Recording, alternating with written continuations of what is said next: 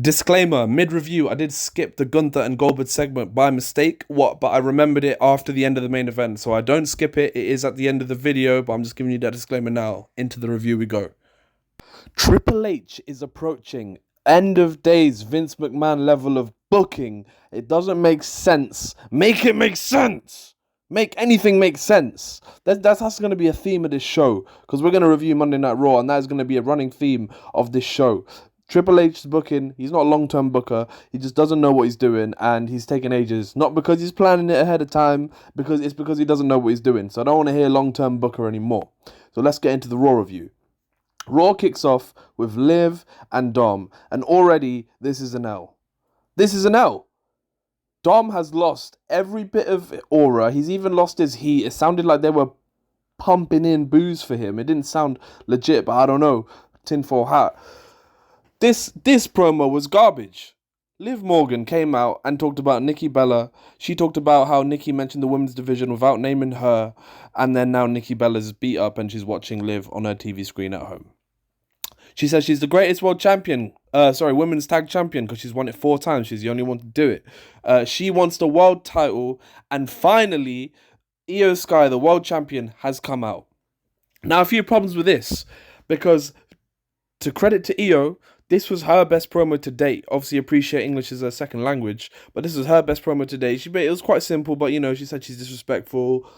She said she needs to earn a title shot, which I'll get to, and basically ends with, you can't steal the title because, like you stole Dominic Mysterio, Dirty Dom, you have to earn it. She drop kicks Liv, she kicks both of them, and I think Dom got saved by Liv, as Dom was going to get a further beatdown.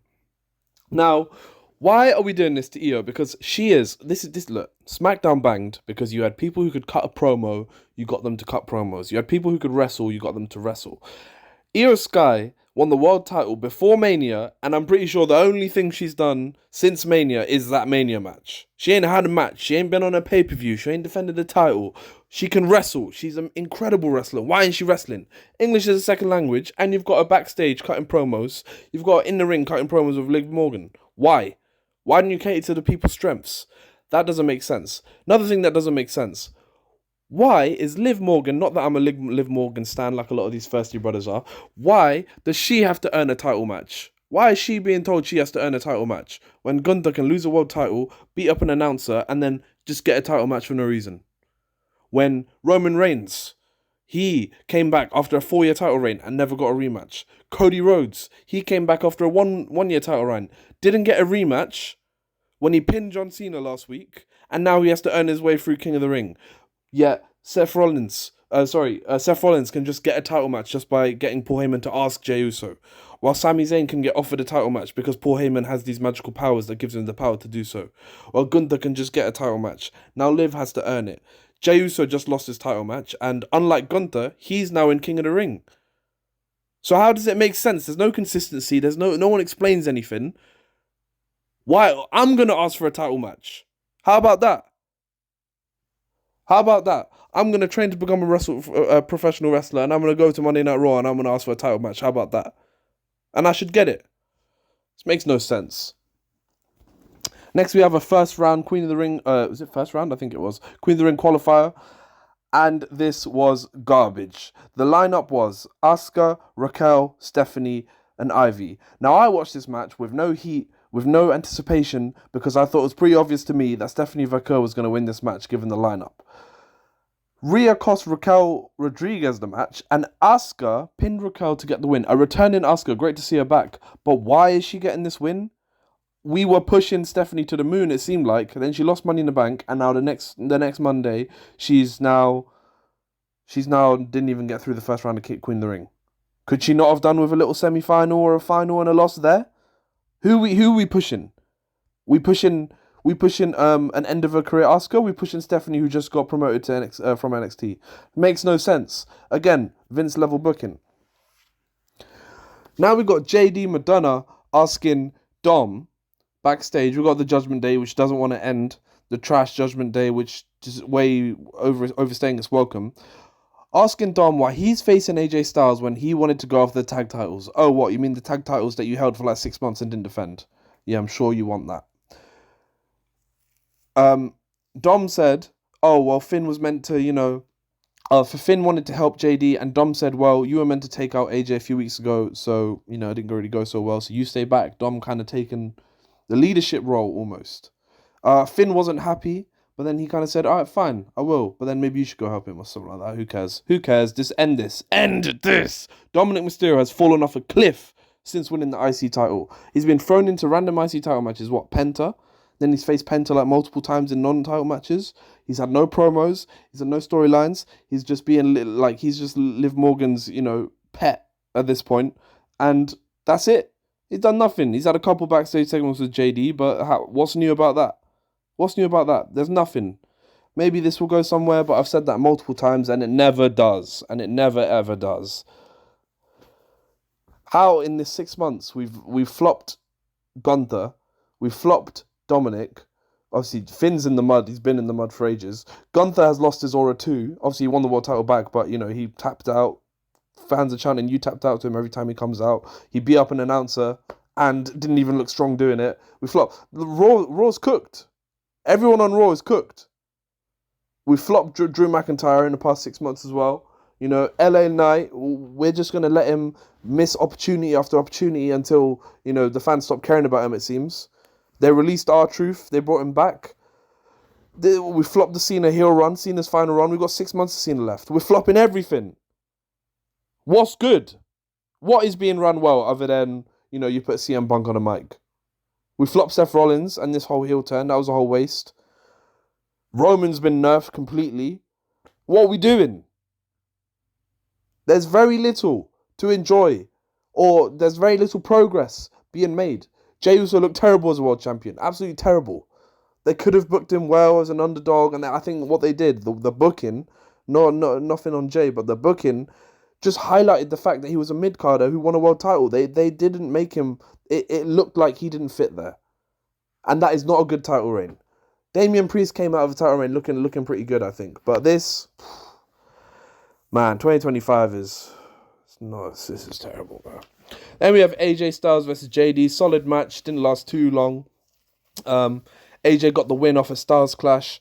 Dom tried to attack AJ. AJ almost got Dom for a phenomenal forearm, and Finn saved Dom, dragged him out the ring.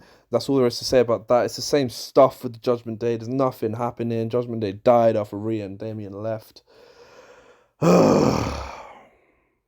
Next, we got Bayley coming out, cutting a garbage babyface promo. Babyface Bayley is not good. Her promos are so cringe, and they're so like, "Oh, I put my heart and soul into this. I do this for the people. I don't do this for WrestleMania. I do this for nights like these." What do you mean nights like these? The crowd is dead.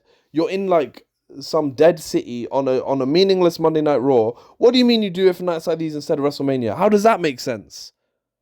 They're barely cheering you. And then Becky came out, and I can't tell if Becky's being a good heel or it's just not good, because her promos have been annoying me, so maybe it's working. But she was annoying me, and she basically said that no one cared about you, Bayley, when I came out at WrestleMania. They all cheered for me. So stop catering to them. Bayley wants a title match next week. Becky says, "You're going to get a match, but it's not going to be for the title." And following the theme, guess what happens backstage later this show? She gets told that, you know what, next week it is going to be a title match. So once again, nothing makes sense. She didn't have to earn it. She didn't even have a match.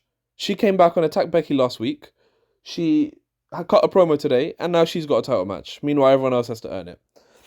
Bayley runs into Lyra backstage, and then Lyra basically says, "Oh no, it's fine." She was kind of passive-aggressive, a bit salty about it. She was like, "Listen, I see you're doing what's best for you, but if you win that title, I'm going to do what's best for me," in an Irish accent, in a very attractive Irish accent. But let's move on from that. Next, we have Liv versus Kairi Sane. And this is very unfortunate, because I think literally as soon as the match started, I think Kairi, what did she do? Was it a drop toe hold? It was either a drop toe hold or she just dragged her down by her arm. But Liv went to take a front bump and landed quite awkwardly on her elbow while her shoulder was sticking up. Like elbows pointed downwards, where I imagine it should be flat.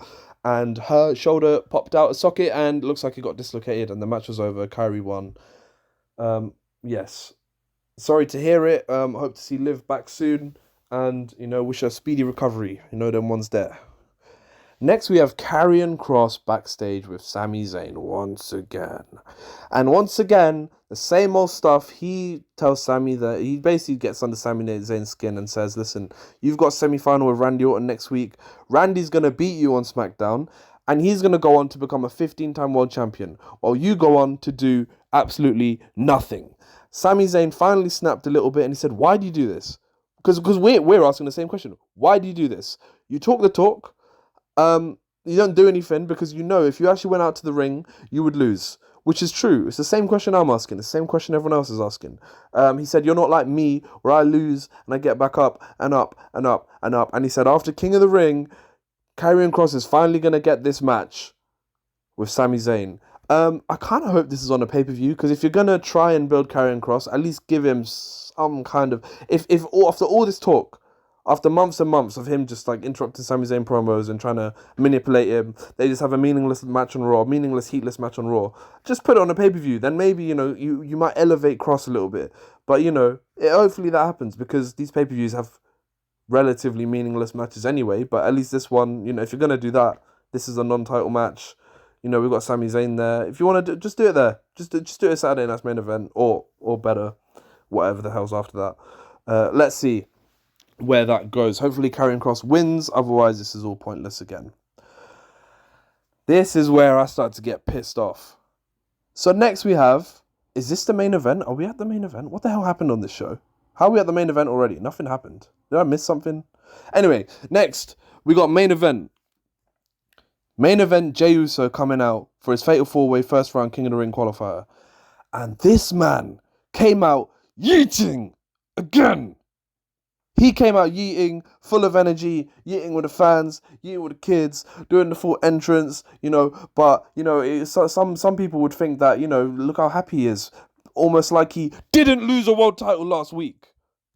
What is wrong with them? What is wrong with people? This is like when Kofi Kingston lost a title in 6 seconds, and the next week was coming out throwing pancakes.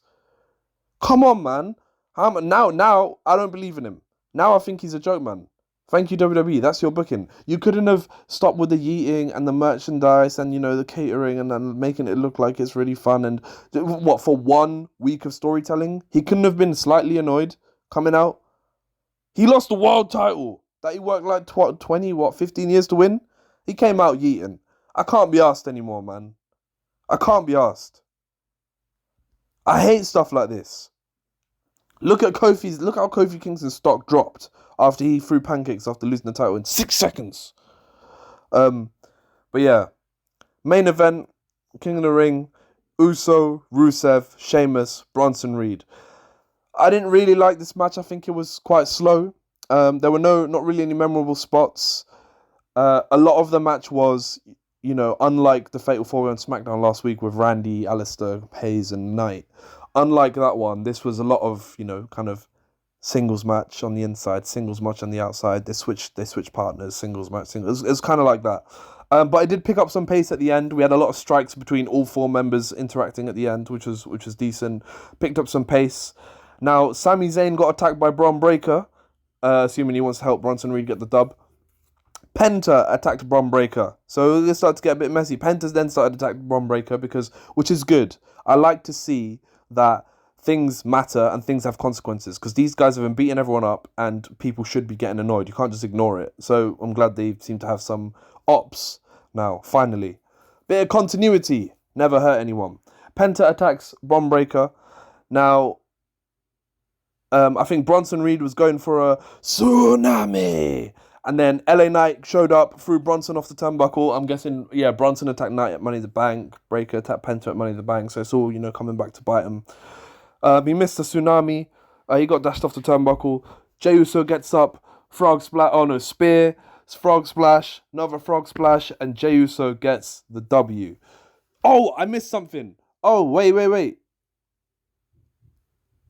I did miss something. Oh, we'll get to that at the end. Oh, my days. I missed something. I just remembered. Jey got the frog splash. Jey gets a W. Seth comes out to attack Jey. Cody faces off with Seth. Now, the thing I forgot. Anyway, who cares about this, man? Everyone's showing up on Raw. Like, what's the brand split anymore? Cody faced off with Seth, and then Seth left, and that's the end. What I missed? Oh, how did I miss this? Gunther came out to cut a promo. The new world champion. He says he's untouchable. He said what's next for him. Very much, you're not untouchable. You tapped out to Jey Uso at WrestleMania. So, yeah, hold that. The crowd starts chanting Goldberg. And then Gunther says, oh, he cussed him out in front of his family and he did nothing. So he did address it and then moved on. Then he started talking to Seth Rollins. He said, as world champion, obviously, he's got a target on his back, and that's Mr. Money in the Bank, Seth Rollins. And he talks to Seth and he says he's right here. Out comes Bill Goldberg. Bill Goldberg comes out. Yeah, this is not a drill. He comes out and he says, he spat all over Gunther, like, spray it, don't say it, don't spray it.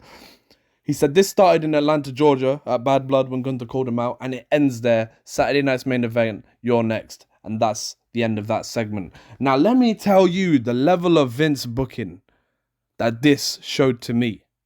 I shouldn't even use that phrase anymore, because Vince booking, towards the end, it wasn't very good, but over a long period of time, there's a bigger sample size. He's a better booker than Triple H.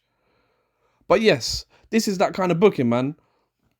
You're telling me J1, the most stacked Rumble of all time, to have like a 3-month, 4-month feud with Gunther where he didn't look good. He was botching all over the place. He was yeeting all over the place. And then right at the end in London, like 2 weeks before Mania, there was a bit of, Jimmy got attacked and Jay started to fire up a little bit. Right at the end, it became a blood feud. Then he tapped out Gunther, and then his garbage title reign began, where he came out, he yeeted, he'll come back, he'll get into the ring, he'll run back the yeet, do it again, cuts promos out of breath for 5 minutes, saying a whole bunch of nothing for a title reign. Didn't gain any aura, didn't feel elevated. He had one good match with Seth Rollins. He had a match with Logan Paul, which sucked. He had a tag match, which wasn't for a title. That sucked. And so you're telling me the most stacked Rumble ever, where we could have had Cena versus Punk as the final two, which we gave to Jey Uso, which we gave WrestleMania, which we gave World Title, and we could have had no Cena heel turn. This is where all the problems started. We didn't need a Cena heel turn if we had Cena v Gunther. We didn't need, a meaningless triple threat match with a favor if Punk won the Rumble, or Roman won the Rumble, or Seth won the Rumble. You know what I mean? But you're telling me you gave that Rumble to Jey Uso for him to lose to Gunther after a meaningless title reign just for Goldberg to come back and fight Gunther. A Saturday night's main event, not even anything bigger. What, just to fight AEW? Come on, man. This is embarrassing, man. This is embarrassing. The ratings are down. The viewership is down. This is a beg, man. You're not. If you were trying to cater to casual fans, you've been trying to cater for casual fans for years. It doesn't work because your viewers have been going down since like the Attitude Era. So stop trying to cater to them. If you make a good product with good continuity and build new stars who are there every week, then people will tune in every week, and the majority of your fans will be hardcore fans. You think obviously, like, there were 10 million people watching Raw in the late 90s, but do you think they were all casuals? You think there were people that, just go on Snapchat or, watch the news and see WWE or watch NBA and then see a WWE ad and then they just hop in? No, they were weekly viewers. They were weekly viewers because the show was good and it was engaging and there was continuity and there were cliffhangers. There were current present day stars who showed up every week. That's why. Stop catering to these casuals, man. It's not going to work. You might get a pop for like a day, but that's it. This is embarrassing, man. Come on, man. I'm off.